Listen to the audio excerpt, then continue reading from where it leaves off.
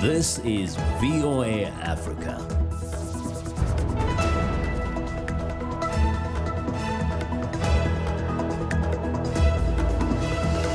Good evening, I'm Esther Githui-Ewart. It's Tuesday, March 3rd. This is Africa 54. With nearly 100 coronavirus cases reported in the United States, President Donald Trump expresses optimism on treatment and prevention. And Democratic presidential contenders face a grueling Super Tuesday test to pick up delegates. We'll have live coverage from 4 key states.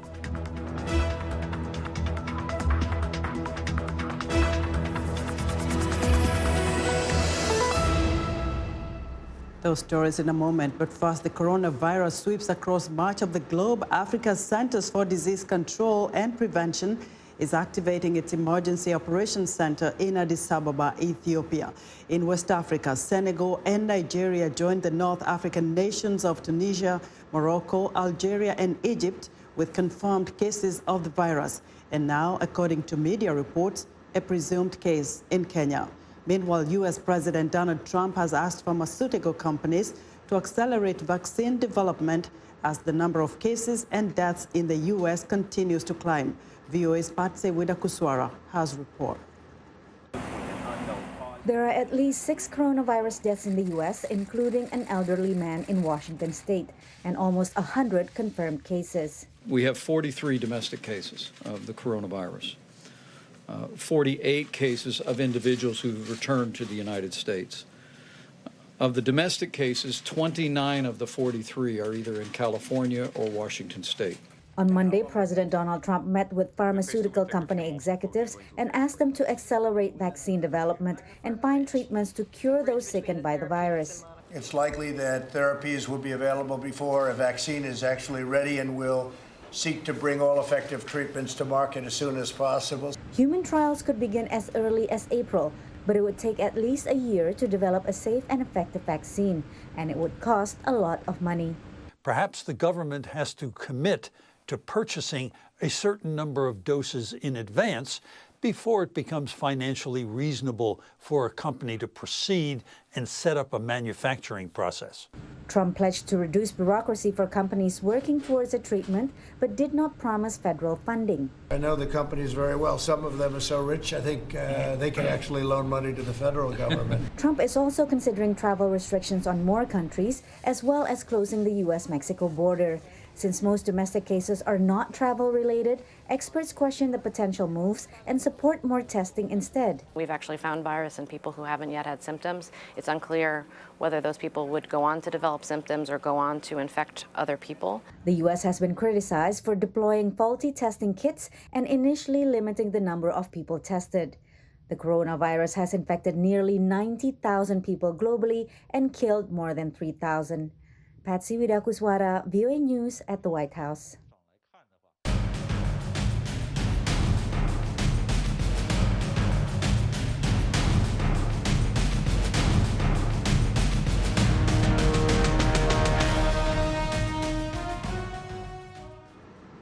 Fourteen states across America are holding primaries today on what has been dubbed Super Tuesday. Vermont Senator Bernie Sanders is favored in several of the states, but former Vice President Joe Biden is hoping Saturday's primary victory in South Carolina will give his campaign a shot of momentum. VOA national correspondent Jim Malone previews Tuesday's voting.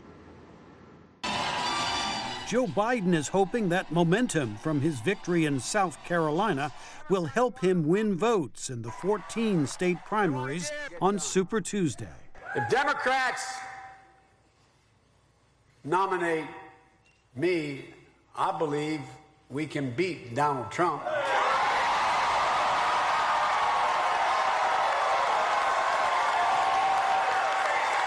Keep Nancy Pelosi in the House of Representatives as Speaker and take back the United States Senate. Biden's win in South Carolina makes him the leading alternative to the frontrunner, Vermont Senator Bernie Sanders. Sanders, a self-styled Democratic socialist, is counting on votes in the 2 largest states voting on Tuesday, California and Texas. We are a multi-generational multiracial grassroots movement that is going to create an economy and a government that works for all, not just the 1%. Tuesday is also the first big test for former New York City Mayor Michael Bloomberg. Bloomberg, a billionaire, has spent hundreds of millions of dollars on TV ads and will face voters for the first time.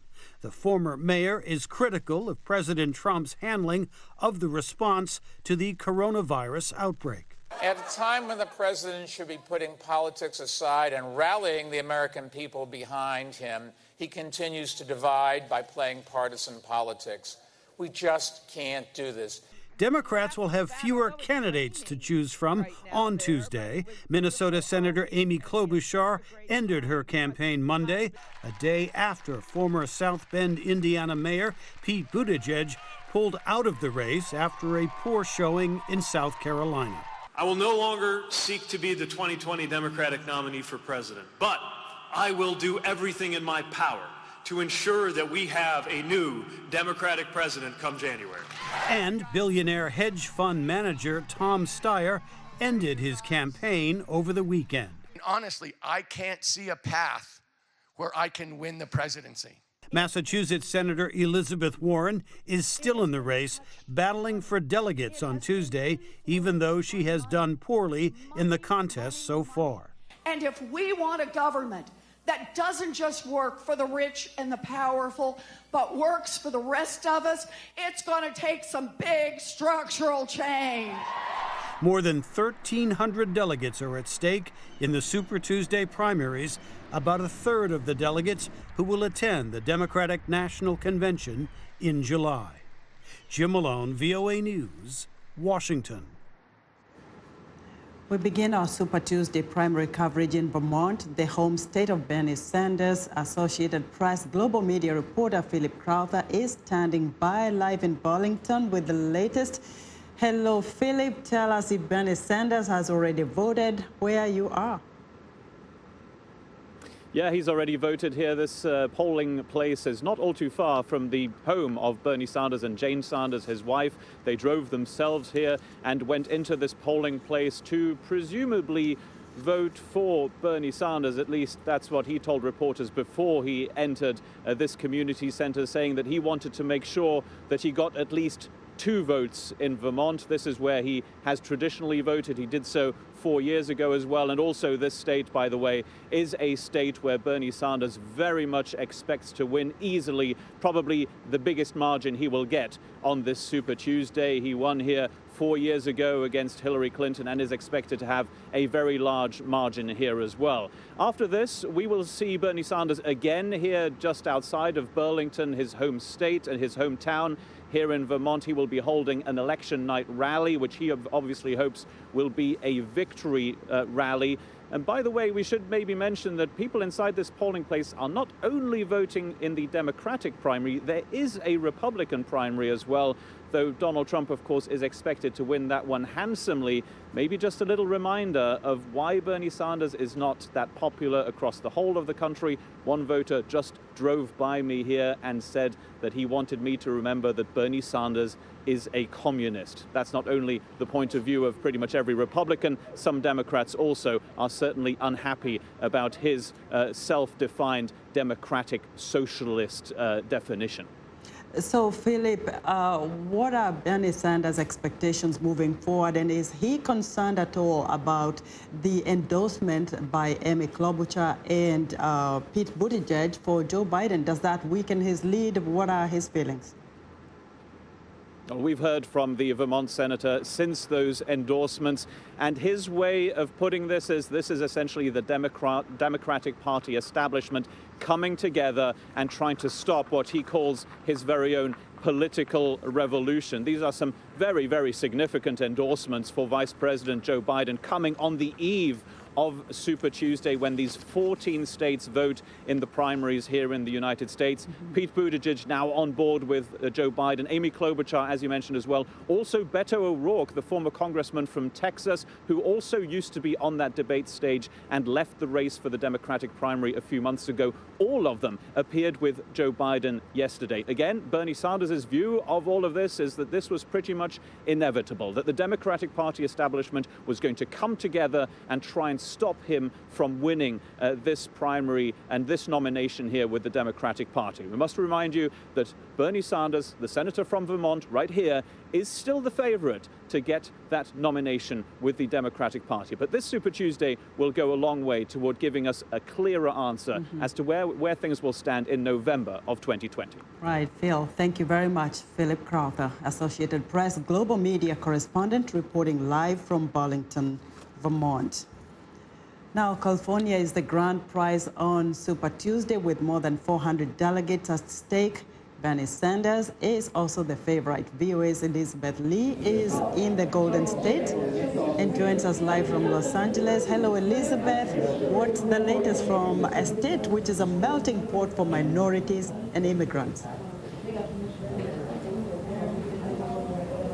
Yes, I am actually in the east part of LA, an area where the minority is the majority here. There are a large number of people from whose parents or immigrants from Latin America, Asia, and throughout the rest of the world. They're American citizens here. And even though this morning it's been a little slow, the polls opened at 7 in the morning. People are expected to come during lunchtime and into the evening. In California, people have started to vote days ago, more than a week. They've had days to vote, and that has presented a problem, especially because several of the candidates, as mentioned earlier by Jim Malone, have dropped out in the last couple of days. So those who voted early now are stuck with a vote that doesn't go anywhere. But many people are still planning on voting today, and I guess in this case, it's where people who are last-minute voters actually has an advantage. So Elizabeth, just wondering, how is the latecomer Michael Bloomberg being received in the state of California? Yes, even though, as you mentioned, Bernie Sanders is the front runner here, there are people who support Michael Bloomberg. And the reason is because Sanders is considered a democratic socialist, and not everyone goes with agrees with some of his platform, which is for universal health care and free college tuition. So Bloomberg presents an option for voters who are more moderate. And one voter I had spoken to actually said that they like Bloomberg because he has a lot of money. He is a former New York mayor, a billionaire, and so some voters are afraid that some of the other Democratic candidates may run out of money, and they think Bloomberg has the resources to carry him to general elections, and that's one reason. But they also like the fact that he supports a lot of the minority concerns. But that is one thing that all the candidates want to vie for, which is the minority vote. And so they have all been going from door to door, phone banking, knocking on doors, canvassing. But Bloomberg has been really focused on California with a big media blitz. So he has been airing commercials on television and on social media, on the web. And so he's hoping that that strategy will take him to the general elections.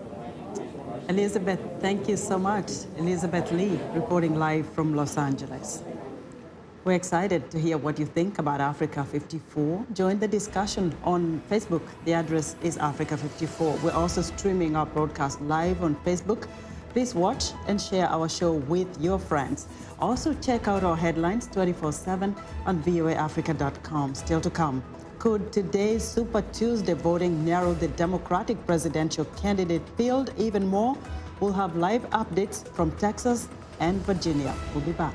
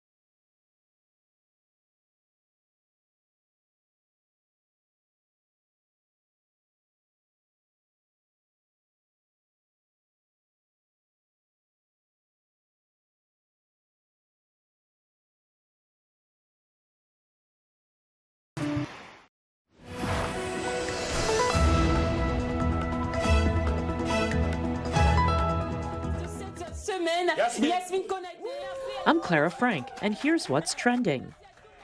It's been a struggle to the top for Lina Banti.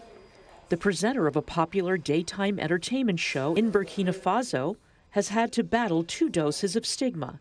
First, that she's female, and second, that she has albinism, a congenital skin condition which causes a lack of pigmentation in the hair, skin, and eyes. There's a common misbelief in Burkina Faso that body parts from people with albinism can bring power or good luck, making them vulnerable to attack. Banti is no stranger to the threat. She says she's escaped 2 kidnapping attempts and shudders as she recalls an ex-boyfriend who took clippings of her hair while she slept. She says she would like to start a foundation so that her albino brothers and sisters can, as she puts it, rule the world. Next up, the sight of discarded plastic bottles and bags floating in the open drains of Nigeria's megacity, Lagos, moved visual artist Adeyemi Emmanuel to despair. In Nigeria, where the median age is 19, and the cultural influence of artists can be seen in the success of the Nollywood film industry and Afrobeats music scene, Emmanuel saw fashion as a way to make an impact. So last year, he began collecting bits of discarded plastic and within days created a backpack. In November, he launched a line of bags, wallets, and gift boxes made from plastic waste called Eco. The bags sell for between $22 and $83. Via Emmanuel's Instagram account, where his creations are seen and shared by his 10,000 followers. And finally, the Pakistani megacity of Karachi is home to 15 million people.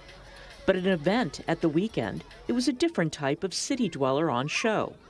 Dogs, birds, and even snakes were out in force at the city's annual pet show, which brings together animals, their owners, and fans from all walks of life. Intelligent birds like macaws and cockatoos may be a less common pet, but they're still attracting plenty of interest here. Some scarier animals, like this pet python, might not be everyone's cup of tea. And that's what's trending today.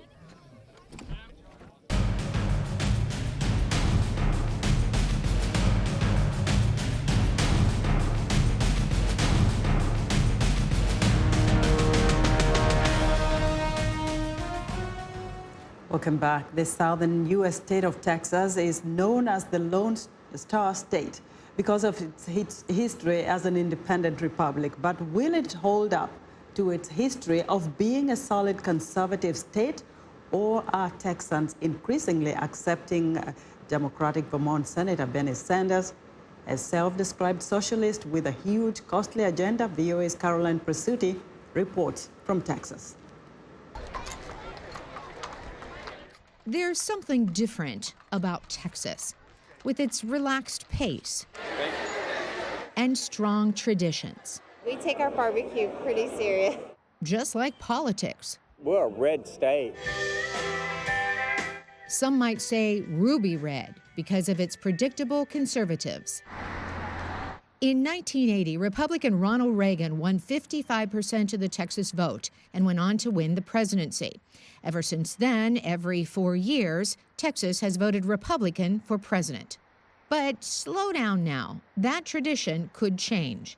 While the state Democratic Party has historically been moderate, Senator Bernie Sanders, a Democratic socialist who promotes Medicare for all, is leading in the polls. He stands for really good things, especially, the healthcare and stuff. I think democratic socialism really takes the power away from the big businesses and gives it back to the people. Others can't explain his appeal.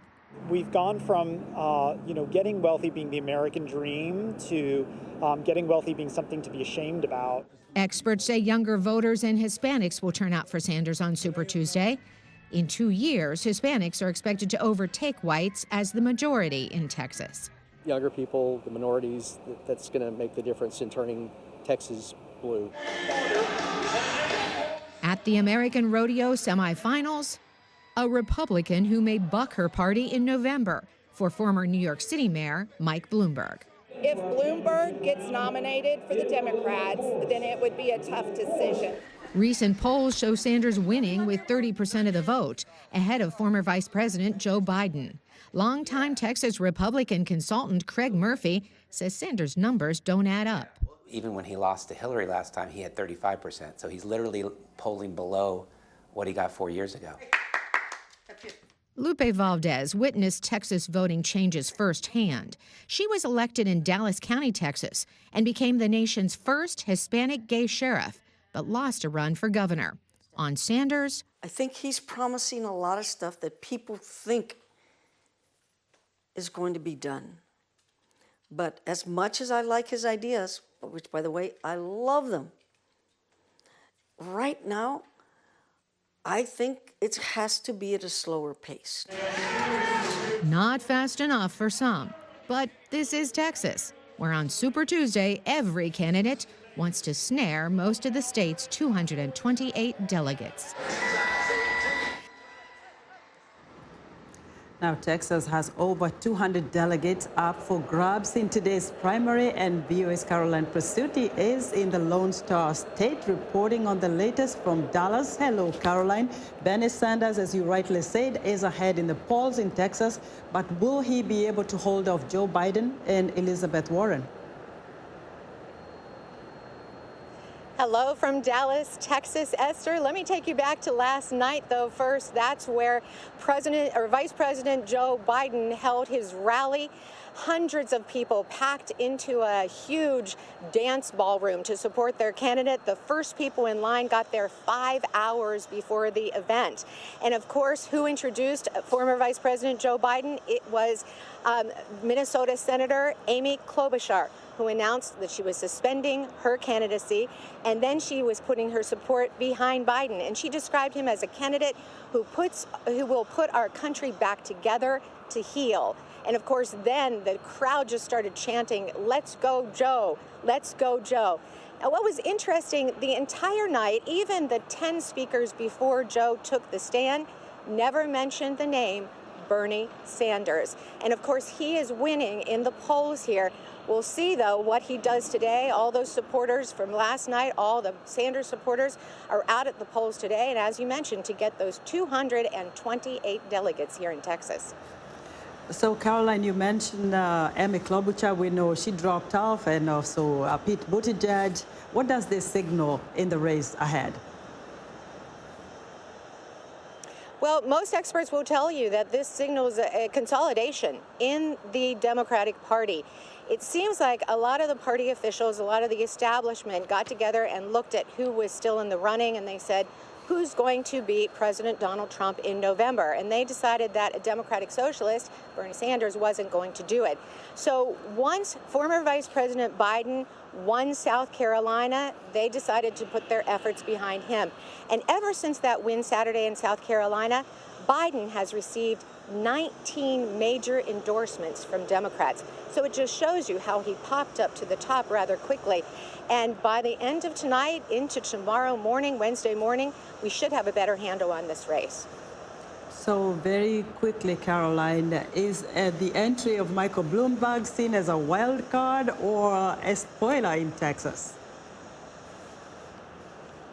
Maybe a little bit of both, Esther. You know, Mike Bloomberg today is in Florida. Now, Florida doesn't hold its primary until March 17th. So you have to ask yourself, why is he in one of the Super Tuesday states? He has 100 field offices in the Super Tuesday states, 19 right here in Texas, but here he is in Florida. Now, Mike Bloomberg has said, I'm in it to win it. That's his big quote. He certainly has enough money. He's already spent almost $500 million to win the nomination for a Democratic Party. Thank you, Caroline.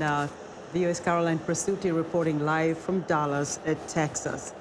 And now let's go to the eastern state of Virginia, where Africa 54 managing editor Vincent McCurry is standing by live in Arlington to update us on the primary race there. Hello, Vincent. What's at stake in Virginia? Hey, hello, Esther. What is at stake here is 99 delegates that will be the delegates numbers that will go to the person who wins in this particular state. And that is significant, especially if that same person wins substantially, especially in California, a state like Texas. And that's very critical, especially for someone like Joe Biden, who at the moment is trailing Bernie Sanders. So, Vincent, what are Virginia voters looking for from these candidates? Well, I've spoken to a number of the voters here. They're saying a majority are mentioning issues of health care, affordable health care. Environment is another issue, and especially when you go to the younger demographics. And quite a number of them also mentioning the question of education, the affordable and good education. Now, many feel that mostly the top two, that is Joe Biden and Bernie Sanders, are the better candidates to handle these issues. One of the things I haven't had even, I think I haven't spoken to a person who mentioned Mike Bloomberg at this point, except for one person I saw wearing a T-shirt, Mike Bloomberg T-shirt, but I haven't had anybody say that they consider him as a person who would handle any of these issues. Vincent, it looks like we have to wrap it up with you from the great state of Virginia. Thank you so much. Africa 54 Managing Editor Vincent McCory reporting live from Arlington, Virginia. And that wraps up our show today. Be sure to watch Africa 54 on our website at voaafrica.com. From all of us here in Washington, have a good evening.